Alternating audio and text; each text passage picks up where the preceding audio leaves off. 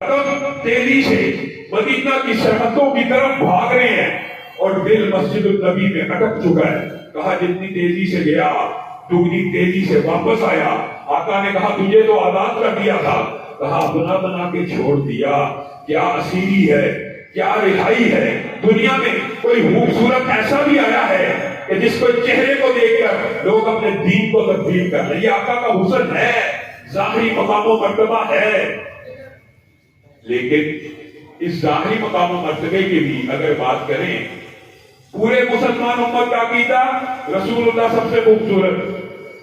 اس خوبصورت چہرے کے اوپر اللہ نے داڑھی کو سجایا ہوا. ہم ہیں تو مسلمان, ہم کلمہ گو تو ہیں, لیکن ہمارے لیے داڑھی رکھنا بڑا مشکل ہے. بیوی کیا کہے گی, والدین کیا کہیں گے, ابھی تو منگنی نہیں ہوئی, منگنی ہو جائے گی, لاما صاحب داڑھی رکھ لوں گا, شادی تو ہو لینے دیں. شادی ہو گئی, بیوی اب داڑھی پوٹی نہیں رکھنے دیتی. کائنات کا سب سے خوبصورت چہرہ داڑھی کے ساتھ مزین ہے, آراستہ ہے.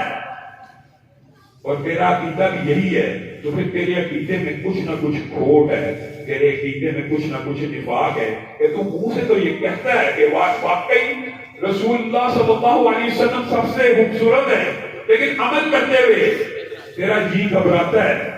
یہ تو ظاہر کی بات ہے. اور اگر کی جائے باطن کی بات, تو رسول اللہ صلی اللہ علیہ وسلم باطنی طور کے اوپر اپنے مقام و مرتبے کے اوپر اتنے بلند ہیں کہ اگر صرف ان کی مقام رسالت کا تذکرہ کیا جائے تو کئی گھنٹے کئی خطبات درکار ہیں ان کے مقام کو سمجھنے کے لیے. لیکن چند باتیں صرف آپ کے سامنے رکھنا چاہتا ہوں. رسول اللہ صلی اللہ علیہ وسلم سبحان الذی اسری بعبدہ لیلا من المسجد الحرام الی المسجد الاقصی. یہ وہ رات ہے جس رات رسول اللہ صلی اللہ علیہ وسلم کو خانہ کعبہ سے مسجد اقصی میں لے جایا گیا. رسول اللہ صلی اللہ علیہ وسلم کے ہمراہ کون ہے؟ جبریل امین. رسول اللہ صلی اللہ علیہ وسلم نے وہاں بڑے خوبصورت چہرے دیکھے, نورانی چہرے دیکھے, سرخ و سفید, لمبے, خوبصورت, نورانی, روشن, حشاش بشاش.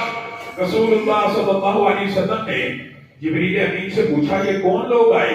جبریل امین نے کہا معجزے کے طور کے اوپر آپ کو اللہ نے یہ معجزہ عنایت کیا ہے کہ آدم سے لے کر عیسیٰ تک جتنے پیغمبر اور رسول آسمانوں پہ اٹھا لیے گئے ان کو آج دوبارہ نازل کیا گیا. یہ کیا کرنے کے لیے آئے ہیں؟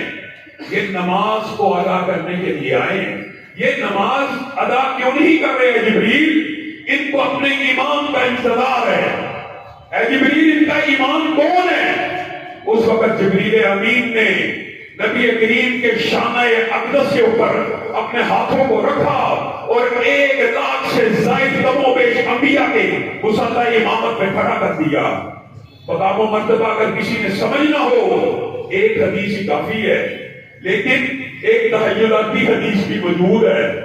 اہوا کی آپ نے وہ مشہور حدیث بھی سنی ہے کہ نبی کریم نے کہا کہ اگر مجھے تحیلاتی طور پر ایک انسان سے تولا جائے میرا پلڑا بھاری ہو جائے. اور اگر اس حدیث کو ذرا وسیع کیا جائے, مفہوماً آپ کے سامنے رکھتا ہوں, تو نبی کریم صلی اللہ علیہ وسلم کو 1 سے نہیں 10 سے تولا گیا, 100 سے تولا گیا, 1000 سے تولا گیا, 10,000 سے تولا گیا, 1,00,000 سے تولا گیا, 10,00,000 سے تولا گیا.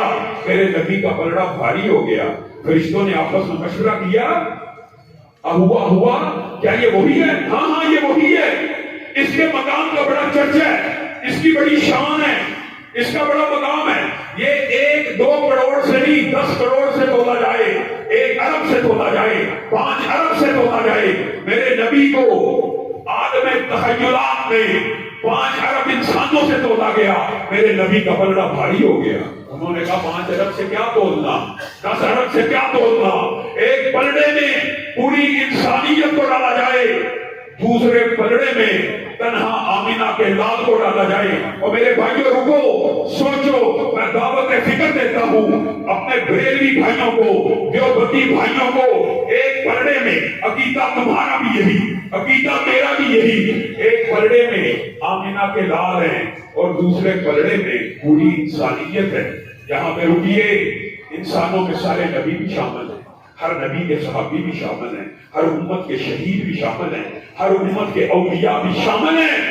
ایک پلڑے میں پوری انسانیت ہے اور دوسرے پلڑے میں تنہا آمینہ کے لال ہیں۔ اور پھر جب میرے نبی کے بدن کو تولا گیا، میرے نبی کا پلڑا بھاری ہو گیا۔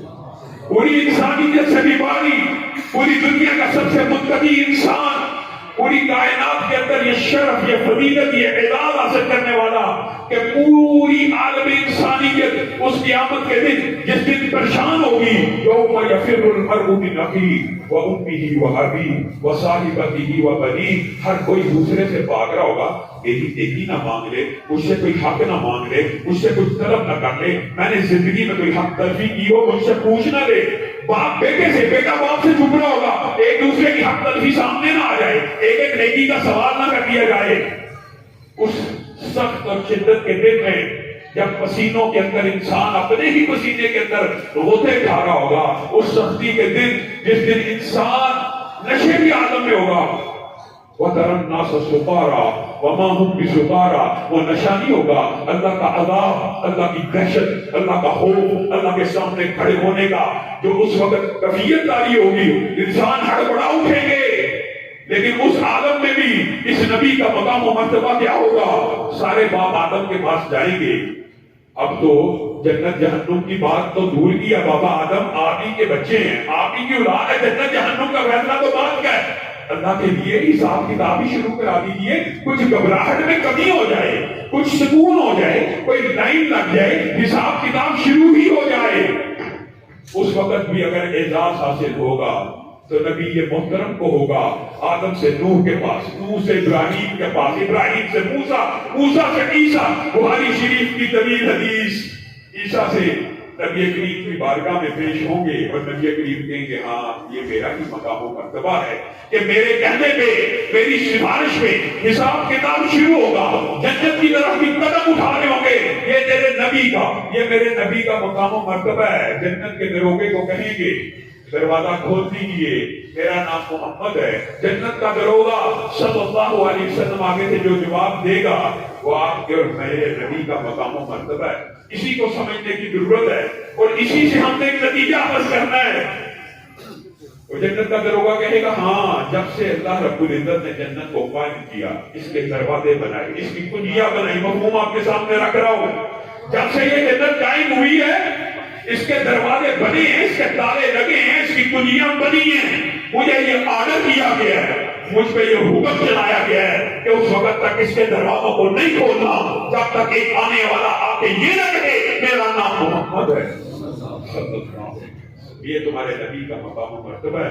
پوری انسانیت کے لیے بھی اگر جنت کا دروازہ کھلنا ہے، اس نبی کے نام سے کھلنا ہے۔ جنت کا دروازہ جس نبی کے نام پہ کھلنا ہے، جس کی ذات بھی اعلیٰ ہے، جس کی ظاہر بھی اعلیٰ ہے، جس کی باطن بھی اعلیٰ ہے۔ ایمانداری سے بتلائیے، پھر کیا یہ ہمارا حق نہیں بنتا؟ کیا ہم یہ مطالبہ کرنے میں حق بجانب نہیں ہیں؟ کیا ہم یہ گلہ کرنے میں حق بجانب نہیں ہیں کہ ذات تو نبی کی اعلیٰ ہے لیکن بات تیرے فقیہ کی اعلیٰ ہے، ذات تو نبی کی اعلیٰ ہے، بات تیرے اور میرے مولوی کی اعلیٰ ہے، ذات تو نبی کی اعلیٰ ہے، بات تیرے اور میرے امام کی، ملا کی، علامہ کی، مفتی کی، فقیہ کی، فقیر کی، پیر کی اعلیٰ ہے۔ یہ پھر دو رنگی ہے، یہ پھر منافقت ہے۔ عقیدہ بریلوی کا اٹھائیے، شرح صدر سے کہتا ہوں، اس کی نظر میں بھی کائنات کے اندر مخلوقات میں سب سے افضل اگر کوئی ہے تو نبی کریم صلی اللہ علیہ وسلم ہے۔ دیوبندیوں کا بھی یہی عقیدہ ہے، اہل حدیث کا بھی یہی عقیدہ۔ فرق کیا ہے؟ بہت بڑا فرق ہے۔ ہو سکتا ہے کچھ لوگوں کو میری بات غلط لگے، لیکن میں اصلاح کے لیے کہنا چاہتا ہوں، میرے بریلوی بھائی، میرے دیوبندی بھائی، بات کو سمجھیں۔ اگر ذات ان کی اعلیٰ ہے تو آئیے اس بات پہ اتفاق کر لیں، اجماع تو ذات کے اوپر پہلے ہی ہے، اجماع تو ذات کے اوپر پہلے ہی ہے۔ اور اگر یہ بات میں کہوں تو میں یہ بات کہنے میں حق بجانب ہوں، اللہ کی قسم نبی کی ذات کا انکار تو تب بھی نہیں تھا ہوا جب وہ مکہ کی گلیوں میں چلتے تھے۔ کیا کہا جاتا تھا؟ قریش مکہ، بات غلط ہے لیکن بات سچ ہے۔ قریش مکہ کفار مکہ جب نبی کو مکہ کی گلیوں میں چلتا ہوا دیکھتے تھے تو کیا کہتے تھے؟ الصادق آ رہا ہے، الامین آ رہا ہے۔ ذات کا انکار وہاں پہ بھی نہیں تھا۔ انکار کس چیز کا تھا؟ انکار ہمیشہ بات کا ہوا، انکار کل بھی بات کا ہوا، انکار آج بھی بات کا ہوتا ہے، اور انکار آئندہ بھی بات کا ہوگا۔ اگر آپ کا اور میرا یہ عقیدہ متفقہ ہو جائے کہ اگر نبی کی ذات اعلیٰ ہے تو اسی نبی کی بات اعلیٰ ہے، آج معاشرے سے، پاکستان سے، امت میں سے تمام فرقہ واریت کا خاتمہ ہو جائے گا اگر عقیدہ یہ بن جائے گا کہ قول فیصل ہر بات میں فیصلہ کن اتھارٹی۔ اور یہ حقیقت ہے، یہ حقیقت ہے کہ نبی کریم صلی اللہ علیہ وسلم بھی فیصلہ کن اتھارٹی ہے۔ جب بھی اختلاف ہو گیا، کیا صحابہ کا اختلاف نہیں ہوا؟ کیا صحابہ کا آپس میں اختلاف نہیں ہوا؟ اختلاف کا ہو جانا کوئی بڑی بات نہیں ہے، لیکن اختلاف کے بعد قول فیصل، قول فیصل حتمی بات، حتمی رائے کس کی ہونی چاہیے؟ یہ وہ عقیدہ اگر ہم اپنا لیں تو سارے کے سارے فرقے راہ راست پہ آ جائیں، اختلاف امت کا ختم ہو جائے۔ دو صحابہ میں اگر بالفرض اختلاف ہو گیا تو کیا انہوں نے یہ کہا کہ آدھے لوگ اس صحابی کی مان لیں، آدھے لوگ اس صحابی کی مان لیں، کوئی ان کو چھیڑے نہ، کوئی دوسرے کو چھیڑے نہ، کوئی تنگ نہ کرے؟ کیا یہ عقیدہ معاشرے میں تھا صحابہ کے دور میں؟ یہ عقیدہ نہیں تھا۔ عام مشہور اختلافات ہیں صحابہ کے مابین، عمر بن العاص کا، معاذ بن جبل کا، مختلف معاملات میں اختلاف ہو جانا۔ عمر بن العاص ایک علاقے کے گورنر ہیں اور وہاں پہ طاعون پھیل گیا اور وہ کہنے لگے کہ طاعون پھیل چکا ہے، تم وادیوں کا رخ کرو، تم دریاؤں کا رخ کرو، تم نہروں کا رخ کرو، تم یہاں سے ادھر ادھر ہو جاؤ۔ معاذ بن جبل جب اس علاقے میں پہنچے، انہوں نے کہا عمر بن العاص نے ایک آرڈر دیا ہے، عمر بن العاص نے ایک آرڈر دیا ہے کہ تم نہروں میں چلے جاؤ، علاقے کو چھوڑ دو۔ کہا میں نے رسول اللہ صلی اللہ علیہ وسلم سے ایک حدیث سنی ہے، اور وہ حدیث یہ ہے کہ جس علاقے میں طاعون پھیل جائے اس علاقے کے لوگ اسی علاقے میں رہیں، اسی علاقے میں رہیں، کوئی فرار ہونے کی ضرورت نہیں۔ جس کو طاعون لگے گا لگے گا، جس کو نہیں لگنا نہیں لگے گا، اسی علاقے میں رہ کے بھی وہ زندہ بچ جائیں گے۔ ہاں کمزور عقیدہ ہوتا ہے، کوئی اس علاقے سے باہر نہ نکلے اور کوئی باہر والا اس علاقے میں نہ آئے، کہیں یہ گمان نہ کرنے لگے کہ بیماریاں متعدی ہوتی ہیں۔ کوئی بیماریاں متعدی نہیں ہوتی ہے۔ رسول اللہ صلی اللہ علیہ وسلم کا فرمان ہے، آپ کو کورونا کے اس وبا کے اندر مسجدوں سے دور کرنے کے لیے لوگوں نے طرح طرح کے پروپیگنڈے کیے۔ یہی اختلاف صحابہ کے مابین ہو گیا۔ معاذ بن جبل نے کہا میں نے رسول اللہ صلی اللہ علیہ وسلم کی حدیث سنی ہے کہ جب طاعون پھیل جائے تو طاعون والے اسی علاقے میں رہیں، اگر بیماریاں متعدی ہوتی تو باقیوں کو مرنے کی یہ وہاں پہ نہ چھوڑا جاتا، اور باہر والے ادھر نہ آئیں، یہ باہر نہ جائیں۔ عمر بن العاص دل پہ اڑ گئے، انہوں نے کہا نہیں نہیں میری مانی جائے۔ کہا نہیں، اب میرے پاس، میں حاکم تو ہوں، میں گورنر تو ہوں، لیکن رسول اللہ کی حدیث پہنچ گئی ہے، اب عمر بن العاص کے فتوے کو مسترد کر دیا جائے گا، رسول اللہ کی حدیث کو نافذ کر دیا جائے گا۔ عام بات، حضرت عمر نے ایک دن فتویٰ دے دیا، فتویٰ دے دینا یا اپنی عقل سے اجتہاد کر کے کوئی مسئلہ بیان کر دینا جس بارے میں حدیث معلوم نہ ہو، کوئی حرج نہیں ہے۔ حرج کہاں کی ہے؟ جو بات ہم کہہ رہے ہیں کہ جب بات اختلاف کی آ جائے تو فیصلہ کن اتھارٹی کس کی ہے؟ نبی کریم صلی اللہ علیہ وسلم۔ جس کی بات مانی جائے گی رسول اللہ صلی اللہ علیہ وسلم کی بات مانی جائے گی۔ حضرت عمر کو یہ حدیث پہنچی کہ ہاتھ کی دیت 50 اونٹ کی ہے۔ حضرت عمر نے ان اونٹوں کو انگلیوں پہ تقسیم کر دیا، ان اونٹوں کو انگلیوں پہ تقسیم کر دیا۔ کہا قوت و طاقت میں انگوٹھا سب سے زیادہ مضبوط ہوتا ہے، اس کی دیت زیادہ ہوگی 15 اونٹ، 50 اونٹوں کو تقسیم کیا اور اس کی دیت زیادہ بنائی، اور باقی دو انگلیوں کی جو ساتھ والی 2 انگلی ہیں، کہا یہ قوت و طاقت میں انگوٹھے کے یہ عام فہم بات سمجھ لیں کہ پورے ہاتھ کی 5 انگلیاں ہیں اور ہاتھ کی دیت کتنی ہے 50 اونٹ. حضرت عمر کو یہ حدیث معلوم تھی. انہوں نے ان 50 اونٹوں کی تقسیم کی. کہا انگوٹھا قوت و طاقت میں پورے ہاتھ میں سب سے مضبوط چیز انگوٹھا ہے. اگر لڑائی میں کسی کا انگوٹھا کٹ گیا میں آرڈیننس جاری کرتا ہوں اس کو کتنی دیت ملے گی 15 اونٹ. ساتھ والی 2 انگلیاں جو متصل ہیں یہ قوت و طاقت میں ایک برابر ہیں. اگر یہ 2 کٹ جائیں تو ان میں سے ہر ایک کی دیت 10 اونٹ. کتنے اونٹ بن گئے 35. کتنے اونٹ بن گئے. انہوں نے کہا اس کے بعد آنے والی جو انگلی ہے وہ ان 2 انگلیوں سے قدرے کمزور ہوتی ہے. اگر وہ کٹ جائے اس کی دیت 9 اونٹ. اور جو سب سے آخر میں سب سے کمزور انگلی باقی بچی ہے اس کی دیت کتنی ہے 6. پورے 50 کیے. کتنے کیے 50 اونٹ 50 ہی رہنے دیے. دیت بھی نیک ہے خلیفۃ المسلمین ہے. 50 اونٹوں کی دیت کی حدیث معلوم ہے کھاد کی. اس کو تقسیم کس کے اوپر کر رہے ہیں انگلیوں پہ. اور کہاں سے کر رہے ہیں فہم و فراست سے عقل سے اجتہاد سے منطق سے. اور بات دل لگتی بھی ہے. انگوٹھا قوت و طاقت میں سب سے زیادہ 15. ساتھ والی 2 انگلیاں 10 10. ساتھ والی انگلی 2. آخری سب سے چھوٹی انگلی 6 اونٹ. آرڈیننس جاری کیا. آرڈیننس مختلف حصوں میں سلطنت کے پہنچا. مصر میں عوف بن مالک اسی مجلس میں بیٹھے ہیں جہاں پہ یہ آرڈیننس آیا.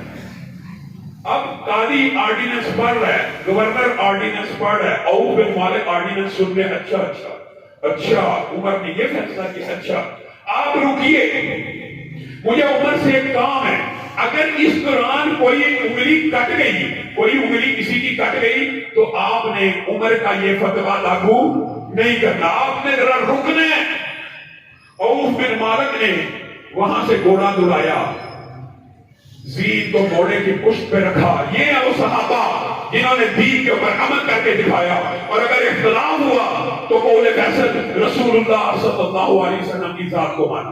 عوف بن مالک سیدھا تیزی سے دن رات کا سفر طے کرتے ہوئے تیزی سے جتنا ممکن تھا حضرت عمر کے دربار میں پہنچ کے کھٹکایا دروازہ. عمر جی ہاں.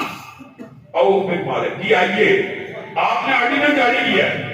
ہاں جاری کیا ہے. بیٹھیے تو صحیح کچھ کھا بھی لیجیے. مصر سے آئے آپ نے 5 انگلیوں کی الگ الگ دیت کا آرڈیننس جاری کیا ہے. جی ہاں کیا ہے. آپ کے پاس یہ آرڈیننس جاری کرنے کی کیا دلیل ہے. عوف بن مالک کس درجے کے صحابی ہیں اور عمر بن خطاب کس درجے کے ہیں یہ بیان کرنے کی ضرورت نہیں ہے. اے عوف تو سیدھا آیا. کوئی بات چیت نہیں کوئی کھانا پینا نہیں کوئی حال احوال نہیں. تو جو میرے سے آ کے بحث کر رہا ہے تیرے پاس کیا دلیل ہے اس کے مخالف ہونے کی. میں نے اپنی فہم سے فراست سے رسول اللہ صلی اللہ علیہ وسلم کی حدیث سنی تھی کہ ایک ہاتھ کی دیت 50 اونٹ ہے. ان کو میں نے انگلیوں پہ تقسیم کر لیا. عوف بن مالک نے کہا میرے پاس ایک دلیل ہے. یہی مدینہ تھا. میں رسول اللہ صلی اللہ علیہ وسلم کے پاس بیٹھا تھا. رسول اللہ صلی اللہ علیہ وسلم نے ارشاد فرمایا تھا الا ان الاصابع فی دیت سواء. الا ان الاصابع فی دیت سواء. ہاتھ کی 5 انگلیاں قوت و طاقت میں برابر نہیں ہیں لیکن میں نے محمد صلی اللہ علیہ وسلم سے سنا ان 5 انگلیوں کی دیت ایک برابر ہوگی. حضرت عمر نے کہا کاتب کو بلایا جائے. کاتب کو بلائے گا. کہا میرا فتویٰ لکھو. محل میں عجیب قسم کی خاموشی ہے. گورنر ہاؤس میں پریزیڈنٹ کی مسجد ہے.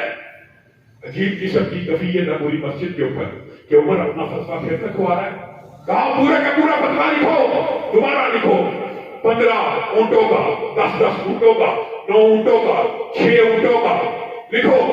لکھ لیا کاتب نے. عجیب کیفیت ہے. لوگ دیکھ رہے عمر پھر اپنا فتویٰ لکھا رہے. کہا نیچے لکھو کہ ہمیں عوف بن مالک کی سند سے ایک حدیث پہنچی ہے کہ انگلیوں کی دیت برابر ہے. اس نے وہ بھی لکھ لیا. کہا اب نیچے لکھو. اوپر عمر کا فتویٰ ہے نیچے رسول اللہ کی حدیث ہے. عمر کے فتوے کو مسترد کر دیا جائے رسول اللہ کی حدیث کو نافذ کر دیا جائے. بتائیے آپ اور میں رسول اللہ کی کتنی نافرمانیاں کرنے والے. حدیث صحیح ہے. یہ علامہ صاحب مولوی صاحب واقعی یہ بخاری میں موجود ہے. جی جی جی بالکل, یہ رفیدین کی حدیث بھی موجود ہے. جی جی موجود ہے. موجود ہونے کے بعد چوں اور چراغ, موجود ہونے کے بعد دیکھ لینے کے بعد فلاں مفتی صاحب کہتے ہیں اس کی یہ تشریح ہے فلاں جی منسوخ ہو گیا تھا, جی وہ منسوخ ہو گیا تھا, پہلا جاری رہا بعد تعالیٰ منسوخ ہو گیا. رسول اللہ کی حدیث آ جائے, رسول اللہ کا قول آ جائے, رسول اللہ کا فرمان آ جائے, پھر اس کے بعد اپنا ذہن چلانا, پھر اس کے مخالف اپنے دماغ کو لڑانا. اگر امت صرف اس بات پہ اتفاق کر لے, حضرت حسن بصری 200 صحابہ کے شاگرد, 200 صحابہ کے شاگرد ایک جگہ گئے, وہاں پہ ان سے کسی نے مسئلہ پوچھ لیا کہ اگر 2 بندے ہوں تو نمازی کہاں پہ کھڑا ہوگا اور امام کہاں پہ کھڑا ہوگا. دیکھیں سوال کا پوچھ لینا, اور ضروری نہیں ہر سوال کا بندے کو نالج بھی موجود ہو, ہر سوال کا جواب آنا یہ بھی علم کا آج کل کے دور میں تو یہ فیشن بن گیا کہ اگر کوئی سوال کیا اس کا جواب نہ آیا تو بڑی بےعزتی ہو جائے. پرانے دور میں لا علمی کو نصف علم سب جاتا تھا کہ میں نہیں جانتا, یہ بھی علم کی ایک قسم تھی. حسن بصری سے بھی کسی نے پوچھ لیا تو انہوں نے اپنی سوچ اور سمجھ سے عقل سے یہ بات کہی, امام کو دائیں طرف کھڑا ہونا چاہیے, سیدھا رسول اللہ کو پسند تھا. انہوں نے جواب دے دیا. اندر سے ایک عورت بول رہی, کہا میں عبداللہ ابن عباس کی شاگردن ہوں, اور عبداللہ ابن عباس نے مجھے کہا تھا ایک مرتبہ رسول اللہ صلی اللہ علیہ وسلم میرے دائیں کھڑے تھے, رات کا وقت تھا, رسول اللہ نے پکڑ کے, میں رسول اللہ کے ساتھ نماز میں ملنے لگا تو رسول اللہ صلی اللہ علیہ وسلم نے مجھے اپنے دائیں پہ کر لیا. میں نے رسول اللہ کو دائیں کیا تھا, رسول اللہ صلی اللہ علیہ وسلم نے مجھے اپنے دائیں پہ. اگر حسن بصری اڑ گئے, ضد کر لی, کہا آیا تو دین کو سمجھانے تھا, ایک عورت سے دین سمجھ کے جا. یہ ہمارا عقیدہ ہے, یہ ہمارا منہج ہے, اور یہ بھی عجیب و غریب بات ہے, عجیب و غریب بات ہے. نیت نیک ہو جو مرضی کرتے ہیں, نیت نیک ہے, نیک نیتی کی بنیاد کے اوپر جو مرضی دین میں ایجاد کر لیا جائے. دین صرف وہ ہے جو رسول اللہ صلی اللہ علیہ وسلم کی زبان سے نکلا, عمل سے ظاہر ہوا, اور اس کو دیکھ کر سن کر صحابہ نے عمل کر دیا. ہم نے یہ آیت پڑھی خطبہ حجۃ الوداع میں, ہم سے بھی کوتاہی ہوئی.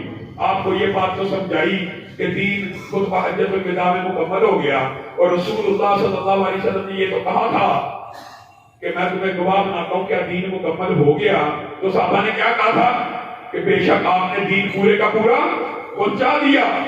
اتنی حدیث ہم نے بیان کر دی, اتنی بات بتا دی کہ رسول اللہ نے ہم کو گواہ بنایا تھا کہ کیا میں نے دین کو مکمل پہنچا دیا. صحابہ نے گواہ بن کے کہا ہاں پہنچا دیا. جو صحابہ نے اگلا جملہ کہا تھا اس کے ابلاغ میں ہم ناکام ہو گئے. جب رسول اللہ نے صحابہ کو گواہ بنایا تھا نا کہ کیا دین میں نے پورا پہنچا دیا, تو صحابہ نے کہا تھا پہنچا دیا. تب صحابہ نے بھی رسول اللہ کو گواہ بنایا تھا.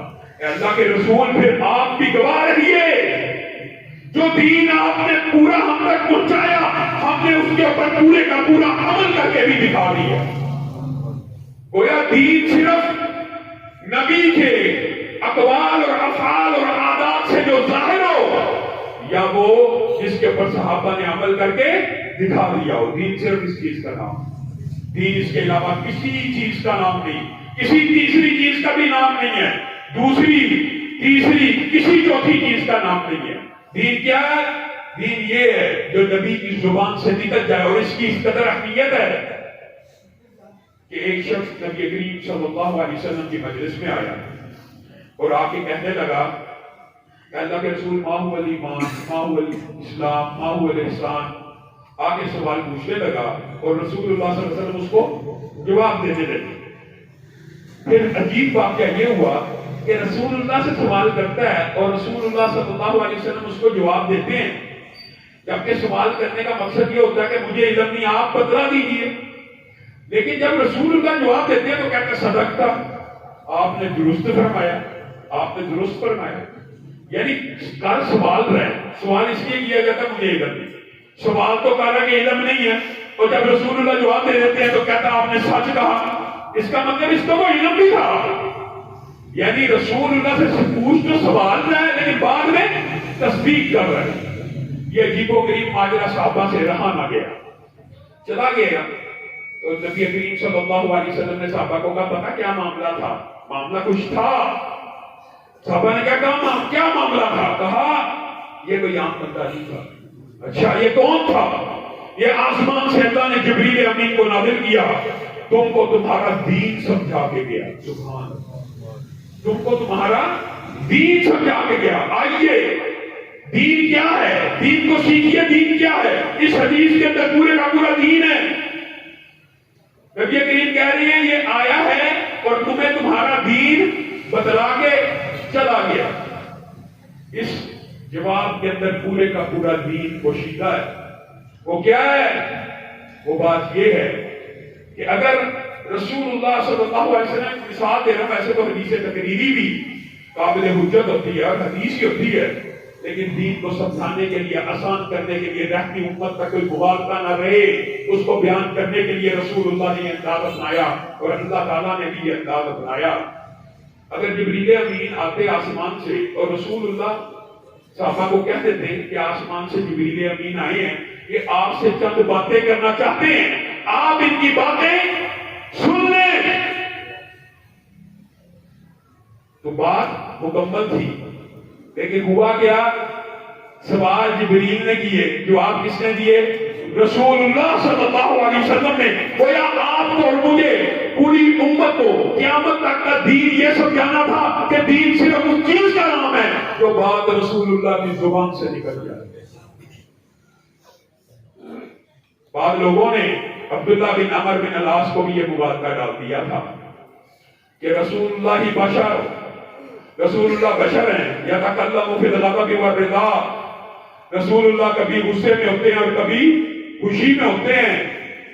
وہ یار ہر بات ہی لکھ لیتا ہے, ہر بات ہی لکھ لیتا ہے, ہر بات ہی لکھ لیتا ہے. آپ نے لکھنا بند کر دیا. رسول اللہ صلی اللہ علیہ وسلم باہر آئے, عبداللہ بن عمر بن العاص سے آگے پوچھا, لکھتا نہیں ہے. کہا اس طرح لوگوں نے مجھے مبادلہ ڈالا کہ آپ بشر ہیں, آپ میں بھی کبھی خوشی ہوتی ہے, آپ بھی کبھی غصے میں ہوتے ہیں, تو ہر بات کو لکھ لیتا ہے. اکتب فوالذی نفسی بیدی ما یخرج منہ الا حق. اے عبداللہ بن عمر بن العاص, آج محمد صلی اللہ علیہ وسلم کا فیصلہ سن لے. محمد صلی اللہ علیہ وسلم خوشی میں ہو, غضب میں ہو, ان دو ہونٹوں سے, اس زبان سے حق کے علاوہ کوئی لفظ نہیں نکلتا, اس کو لکھ لیا کر. ایک صحابی کھڑے ہوئے, رسول اللہ سے پوچھنے لگے. رسول اللہ حج کے فضائل بیان کر رہے ہیں. رسول اللہ صلی اللہ علیہ وسلم سے پوچھنے لگے, آپ ہی کلی آپ کی یا رسول اللہ صلی اللہ علیہ وسلم, اے اللہ کے رسول کیا ہر سال حج فرض ہے؟ رسول اللہ حج کی فضائل بیان کر رہے ہیں, حج کے ابواب, حج کے مسائل بیان کر رہے ہیں. ابھی کلی آپ ایک سوال کا پیدا ہو جانا کوئی چبے کی بات نہیں, سوال بنتا تھا, سوال کا پیدا ہونا کوئی اس میں اختلافی بات نہیں. اللہ کے رسول کیا حج ہر سال ہی فرض ہے؟ رسول اللہ خاموش رہے. 3 مرتبہ سوال کو نوٹ کیا, پھر کچھ دیر بعد اس کو بلایا اور کیا کہا, آپ کو یہ دین سمجھا کے چلے. کیا کہا؟ لو قلت نعم, اگر میں محمد صلی اللہ علیہ وسلم صرف 3 حرف بول دیتا, نعم جی ہاں, تو پوری امت کے لیے قیامت تک ہر سال کے اندر فرض ہو جاتا. اگر صرف جی ہاں کہنے سے ہر سال حج فرض ہو جاتا ہے, تو رسول اللہ صلی اللہ علیہ وسلم کے روکنے سے, رفع یدین کرنے سے, حکم دینے سے یہ چیزیں فرض نہیں ہوتی یا منع نہیں ہوتی. نیت نیک ہونی چاہیے. کتنی نیک ہونی چاہیے؟ ابو بردہ سے زیادہ نیک نیت ہوگی. ابو بردہ نے ایک قربانی کا جانور خریدا اور صبح صبح اپنے محلے داروں پہ نظر ڈالی, سارے کے سارے غریب ہیں, سارے کے سارے مفلوج الحال ہیں. ابو بردہ کے ذہن میں آیا کہ آج صبح فجر کی نماز ہوگی, سب سے پہلے چھری پھرے گی میری قربانی کے جانور کو, بکری کے اوپر پھرے گی, میں سب سے پہلے اس کے گوشت کو کاٹوں گا, غریب کے منہ میں لقمے کو ڈالوں گا. ابو بردہ اجر و ثواب میں آگے بڑھ جائے گا. نیت پاتا کیا نہیں کرتے؟ نیت اس سے اچھی کیا ہوگی؟ رسول اللہ صلی اللہ علیہ وسلم کے پیچھے عید کی نماز پڑھنے آگے, اللہ کے رسول آج میں نے بڑا عظیم کام کیا, کیا کام کیا؟ آپ کی فجر ہوئی تھی، فجر کی نماز کے بعد میں نے قربانی کے لیے جو بکری دی تھی اس کو ذبح کر کے غریبوں کے منہ پہ ڈالا، غریبوں کے گھر گھر میں نوالا پہنچا دیا۔ رسول اللہ صلی اللہ علیہ وسلم کی نشانی کے اوپر شکنے پڑ گئی۔ اب مجھے ایک بات بتلائیے، صحابی کی نیت نیک، اور عید کی نماز پڑھنے میں کتنے منٹ لگتے ہوں گے؟ 5 10 شاید 10 منٹ بھی میں زیادہ کہہ رہا ہوں، 5-7 منٹ ہی لگتے ہیں 2 رکعتیں پڑھ لینے میں۔ رسول اللہ صلی اللہ علیہ وسلم نے ابو بردہ کو کہا تو نے عید کی نماز ہمارے ساتھ جو پڑھی ہے، اس کے بعد دوبارہ قربانی کا جانور حلید اگر قربانی کرنا چاہتا ہے تو عید کی نماز کو ادا کرنے کے بعد ہوگی، جو عید کی نماز سے پہلے قربانی ہوگی وہ صدقہ تو ہو سکتا ہے لیکن اللہ کی بارگاہ میں قربانی نہیں ہو سکتی ہے۔ ابو بردہ سے زیادہ نیکیت آج کے مولوی کی ہو سکتی ہے، آج کے مفتی کی ہو سکتی ہے کہ جو آپ کو کہ فلاں دن جلیبیاں دے دو، فلاں دن حلوے دے دو، فلاں دن یہ کر دو، وہ سارے قبول ہو جائیں گے۔ اگر 5 منٹ پہلے ابو بردہ بکری کریں تو وہ قربانی کی قبول نہیں ہے، وہ قربانی کی قبول نہیں ہے۔ اور ہم قربانی کے ایام میں کیا چیز نوٹ کرتے ہیں؟ قربانی کا جانور بے عیب ہونا ہے، قربانی کا جانور بے عیب ہونا چاہیے، قربانی کا جانور بے عیب ہونا چاہیے، تمہاری ساری عیب دار ہونی چاہیے، قربانی کا جانور بے عیب ہونا چاہیے، نماز ساری بے عیب نہ ہو، نماز میں عیب ہو، حج میں عیب ہو، عمرے میں عیب ہو، صرف قربانی بے عیب ہو۔ نماز آپ کی رسول اللہ صلی اللہ علیہ وسلم کے مطابق نہیں ہے، عبادت آپ کی رسول اللہ کے مطابق نہیں ہے، لیکن بے عیب کیا ہونی چاہیے؟ صرف قربانی۔ نماز میں چاہے عیب ہو۔ اور یہ بھی بات سن لیجئے، خلاد رسول اللہ صلی اللہ علیہ وسلم کی بارگاہ میں آئے، رسول اللہ نے کہا ارجع فصلی فإنک لم تصلی، لوٹ جا، تو نے نماز نہیں پڑھی، دوبارہ پڑھ کے لوٹ جا، تو نے نماز نہیں پڑھی۔ کہا اللہ کے رسول مجھے آتی ایسے، کیا بدنیتی سے پڑھ رہے تھے؟ کہا اللہ جب نماز پڑھا کر تو سکون سے پڑھا ہو جائے کر، جب رکوع کیا کر سکون سے کیا کر، جب رکوع سے سر اٹھا سکون کر، اطمینان کر، سجدے میں یہ کیا میں تجھے دیکھتا ہوں کھڑا ہوتا ہے رکوع کرتا ہے ساتھ ہی کھڑا ہو جاتا ہے، ساتھ ہی 2 سجدے کرتا ہے، کوئی سکون نہیں، کوئی اطمینان نہیں۔ 3 مرتبہ صحابی رسول جو اللہ کے لیے نماز پڑھ رہا ہے، نیت بھی نیک ہے، اس کو کہہ رہے ہیں لوٹ جا تیری نماز نہیں ہوئی، لوٹ جا تیری نماز نہیں ہوئی، لوٹ جا تیری نماز نہیں ہوئی۔ اور ہماری ساری نمازیں عیب پر ہیں۔ صحابی رسول نیت نیک، اور یہ کسی مولوی کا فتویٰ نہیں ہے، اسی طرح کی نماز حضرت حذیفہ کے سامنے کسی نے پڑھی تھی۔ حضرت حذیفہ نے پوچھا کب سے ایسی نماز پڑھ رہے ہو؟ کہا 40 سال ہو گئے ایسی نماز پڑھ رہا ہوں۔ تو یہ کسی مولوی کا فتویٰ نہیں ہے۔ حضرت حذیفہ نے کہا تم نے ایک بھی نماز کو ادا نہیں کیا، تم نے ایک بھی نماز کو ادا نہیں کیا۔ اور دوسری طرف حدیث آپ سب نے علماء سے سنی ہے، صرف 2 رکعت نماز، صرف 2 رکعت نماز اس طرح پڑھ لی جائے جس طرح رسول اللہ صلی اللہ علیہ وسلم نے پڑھی ہے، اسی طرح وضو کر کے پڑھ لی ہے۔ کتنی ساری زندگی کی نمازیں کتنی؟ صرف 2 رکعت۔ تو انسان ایسے ہو جاتا ہے جیسے آج ماں کے پیٹ سے پیدا ہوا ہو۔ ایک طرف 40 سال کی نماز حذیفہ کہہ رہے ہیں ایک بھی نہیں، ایک طرف رسول اللہ کے مطابق ہو صرف 2 رکھتے ہو، سارے گناہ معاف ہو جاتے۔ فیصلہ کن اتھارٹی، فیصلہ کن ذات، نیت نیک ہونی چاہیے۔ آج یہ فلسفہ معاشرے میں نیت نیک ہو۔ ایک صحابی یعلا بن امیہ، غالب یعلا بن امیہ کی، وہ رکن یمانی کو گلے لگا کے چومنے لگے، گلے لگا کے چومنے لگے۔ حضرت عمر بھی اسی خانہ کعبہ کے اندر موجود ہے اور کہنے لگے اما کفت مع رسول صلی اللہ علیہ وسلم، کیا تو نے رسول اللہ کے ساتھ طواف نہیں تھا کیا؟ میں نے رسول اللہ کے ساتھ طواف کیا تھا۔ انہوں نے یہ جو تم نے کام کیا ہے کیا انہوں نے بھی کیا تھا رکن یمانی کے اوپر؟ حجر اسود کو تو چوما تھا، حجر اسود کو تو بوسہ دیا تھا، یہ جو تو رکن یمانی پہ کر رہا ہے کیا رسول اللہ نے کیا تھا؟ یا اللہ کے پاس جواب ہے۔ عمر جذبات غالب آ گئی، رب کا گھر ہے، اسی کا گھر ہے، اسی کا ایک کونا ہے، ایک کونے پہ رسول اللہ نے چوما تھا، دوسرے کونے پہ میں چوم رہا ہوں، اس میں کون سی ایسی کباہت کی بات ہے؟ حضرت عمر نے دورے کو نکالا، کہا یا اللہ یاد رکھی اگر آج کے بعد پوری امت میں سے کسی صحابی نے یا تو نے دوبارہ یہ کام کیا، عمر تیری مشت کے اوپر دوروں کو لگائے گا۔ نیت بات تھی اللہ کی، کیسے ان کا بھی نیت ہو سکتی ہے؟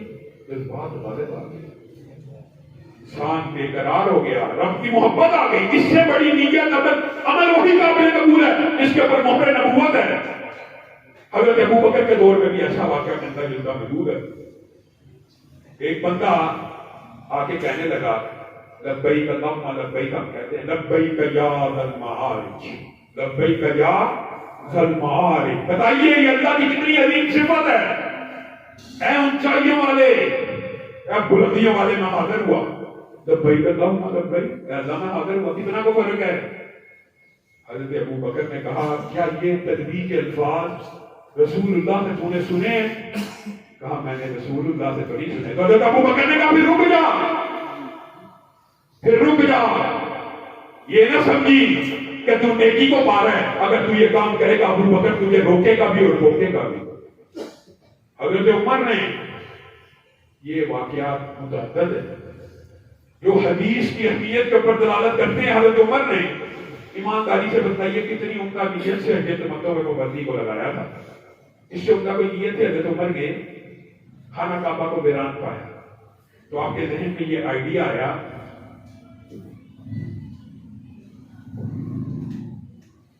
یہ لوگ حج تمتع کرتے ہیں، عمرہ بھی کر لیتے ہیں، حج بھی کر لیتے ہیں، میں حج تمتع کے اوپر پابندی کو لگاؤں گا۔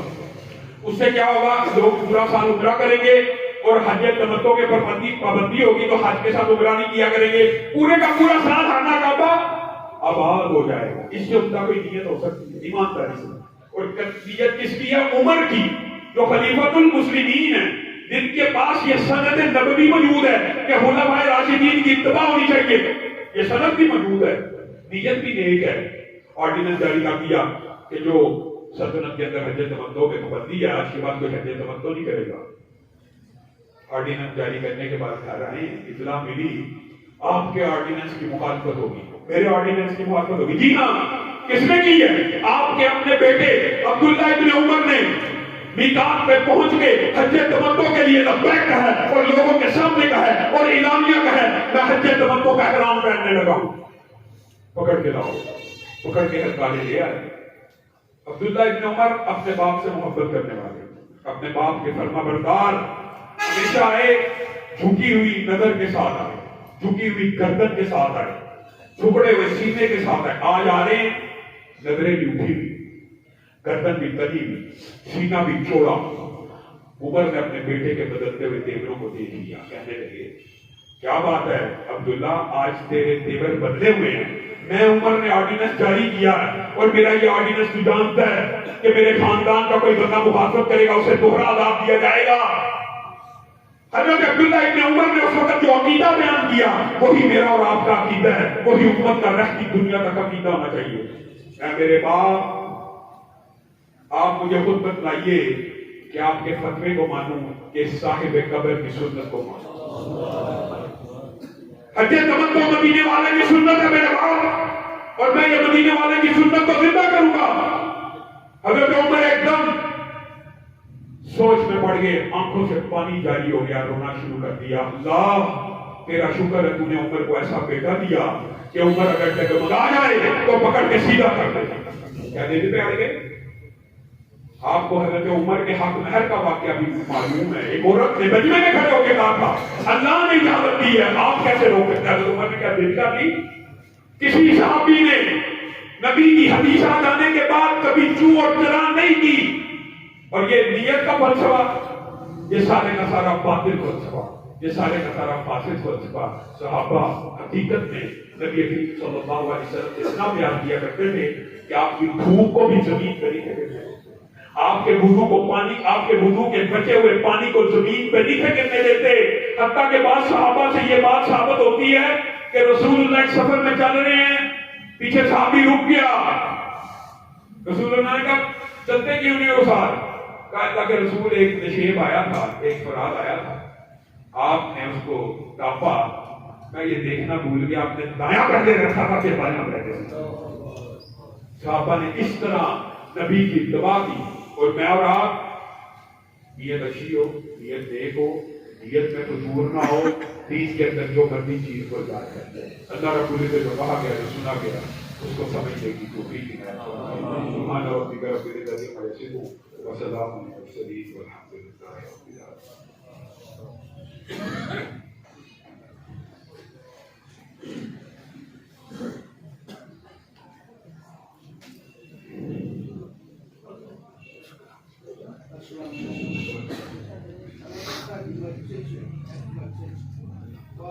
دو نماز ہوتی ہے مگر اچھا کچھ لوگ تراک کرتے ایک مسجد سے ایک اذان ہوتی ہے، یعنی کہ میں کافی ابھی اپنی زندگی کا عرب سے گزاری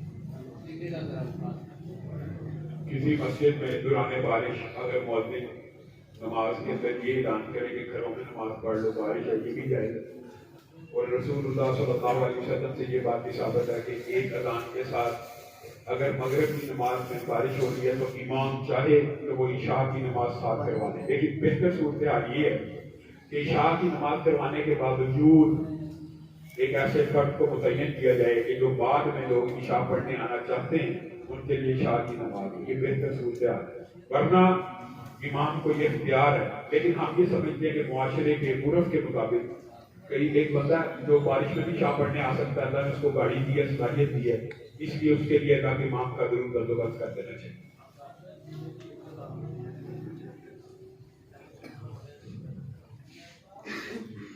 یہ جو دوسرا سوال اذان کے حوالے سے، اس حوالے سے ایک بات یاد رکھیں کہ بنیادی طور پہ حضرت عثمان نے جو اذان دوسری کہی ہے وہ کیا ایک ہی اذان کا قائم مقام ہے یا جمعے کی دو اذانیں ہیں؟ بات آپ کے سامنے رکھوں گا، آپ کو سمجھ آ جائے گی، کیونکہ سنت خلفائے راشدین ہے اس لیے ہم اس کے اوپر اعتراض نہیں کرتے، لیکن حقیقت بات یہ ہے تب لاؤڈ اسپیکر موجود نہیں تھے، اور حضرت عثمان جب مسجد النبوی کے اندر مؤذن کو اذان دیتے ہوئے سنتے تھے تو وہ یہ کہتے تھے کہ اس اذان کی آواز مدینہ کی مسجد کے باہر جو بازار ہے وہاں نہیں جا رہی، تو گویا انہوں نے جو دوسرا مؤذن مقرر کیا تھا کیا مسجد النبوی کے اندر مقرر کیا تھا کہ بازار میں؟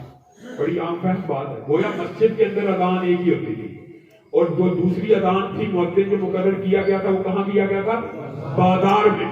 آج ہم یہ سمجھتے ہیں کہ لاؤڈ اسپیکر بنیادی طور پہ اسی اذان کو بازار تک بھی پہنچا دیتے ہیں تو اس کی گرد و غائب، لیکن کوئی شخص اگر دو اذانیں دیتا ہے اس سنت کو زندہ کرنے کے لیے کہ حضرت عثمان کی سنت تھی اور سنت خلفائے راشدین کے اوپر نبی محترم کی مہر موجود ہے تو اس کے اوپر زیادہ سختی نہیں کرنی چاہیے۔